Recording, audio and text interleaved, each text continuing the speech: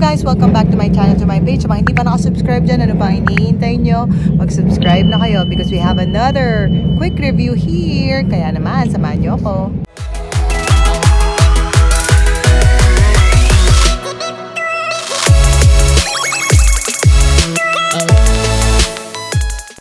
So guys, nandito tayo ngayon sa Chengdu, China. And test ride tayo ng 500 SR ng CF Moto sa truck. Ayan o, sa truck. So umikot tayo kanina. And of course, dala dito na rin lang tayo at hindi pa ito nalalabas sa Pilipinas. Ikutan na natin to. I will just check online yung specs. Unfortunately, walang handout na specs dito. So Google ko na lang muna siya hanapin at sasabihin ko sa inyo para mapakita ko na rin sa inyo itong bagong motor ng CF Moto. Yung mga nakita nyo ba guys, yun yung nagte-test ride dito sa China, yung ibang mga riders.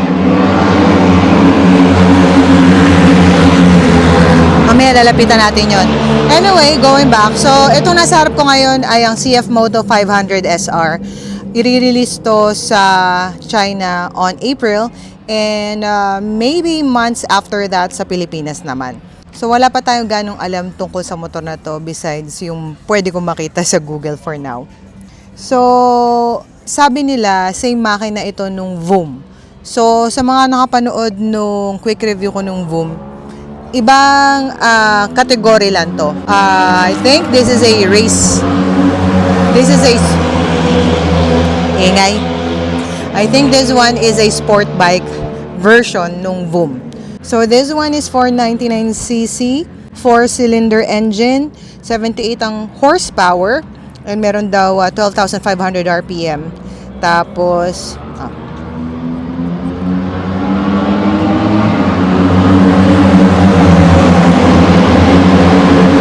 ingay.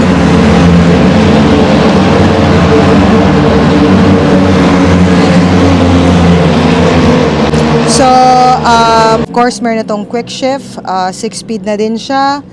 Tapos, dual exhaust. Actually, nauna namin nakita ito kanina. Akala ko ito yung isang nilabas ng CF Moto, yung yung 700.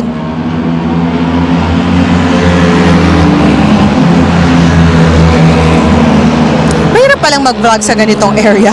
Anyway, so, lighter daw itong 500 SR sa VOOM.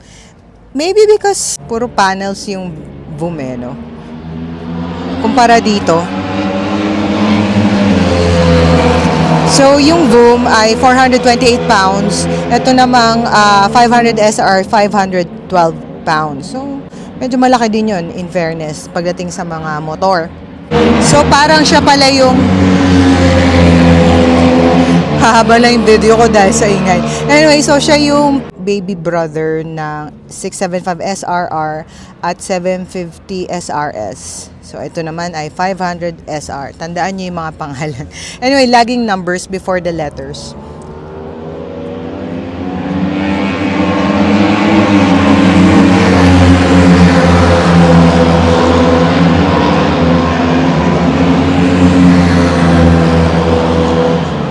Anyway guys, ayoko magsalita ng mga specs na hindi ako sure.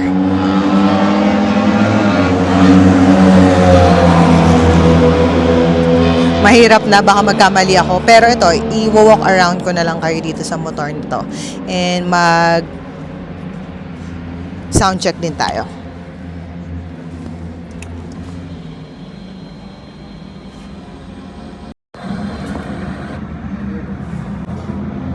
Yan ang display.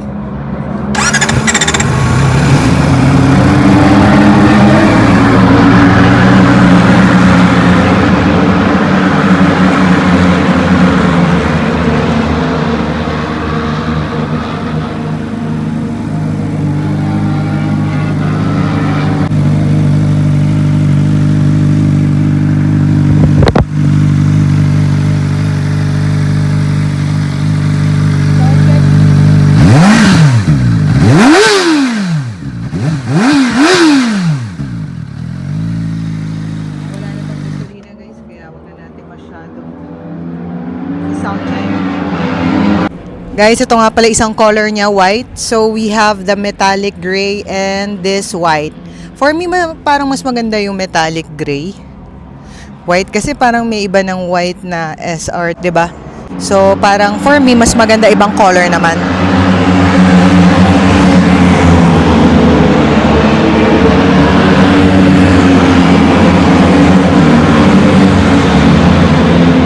So guys, yun lang muna for now. Hopefully pag dumating sa Pilipinas, mas ma-vlog pa natin to, magawa natin ng better quick review.